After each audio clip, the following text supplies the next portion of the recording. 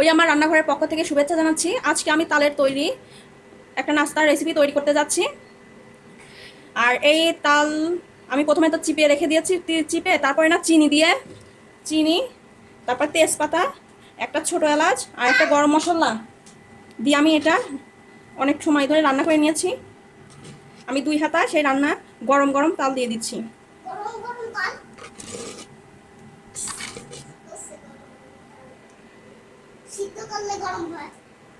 দেখেন 2 হাতা তালের রস কিন্তু আমি দিয়ে দিয়েছি।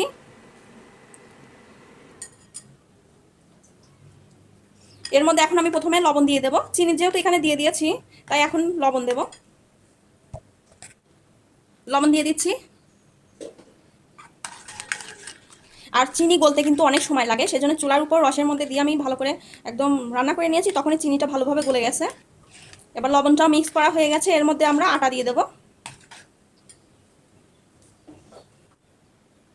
দেখেন আমি 2 হাতার মতো আটা দিয়ে দিচ্ছি।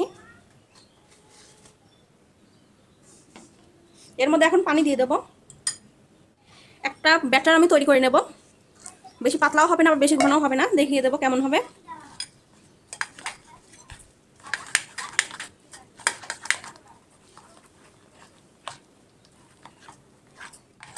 এটা এটা কিন্তু একটু সময় নিয়ে কিন্তু ভালো করে ব্যাটারটা তৈরি করে নিতে হবে।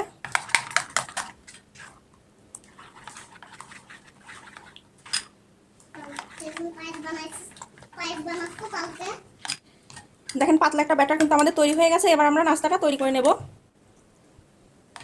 দেখেন ব্যাটারটা কিন্তু এতটা পাতলা হবে।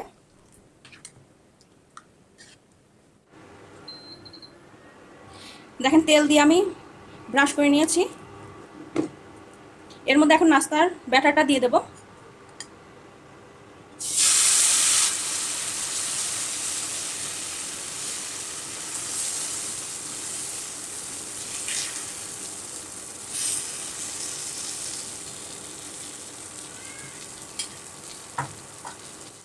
দেখেন উপরে কালারটা যখন চেঞ্জ হয়ে আসবে তখন আমরা উল্টে দেবো কিন্তু।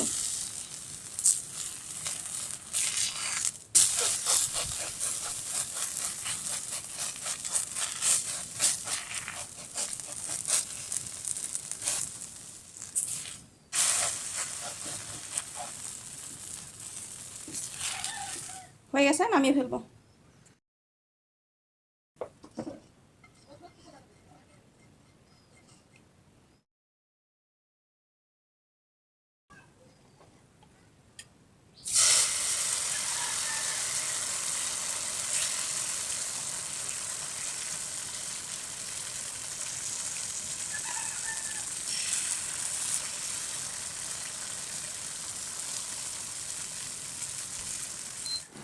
দেখেন এবার আমি উল্টে দেবো। এভাবে কিন্তু আমি সবগুলো নাস্তা তৈরি করে নিচ্ছি। আশা করি আপনাদের অনেক ভালো লাগবে। এটা খেতেও কিন্তু অনেক মজা হয়।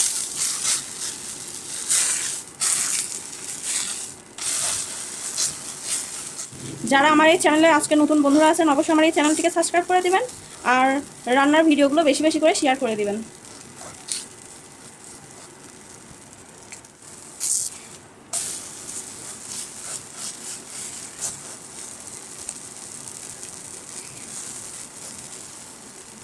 সবাই ভালো থাকবেন। খুদা হাফেজ।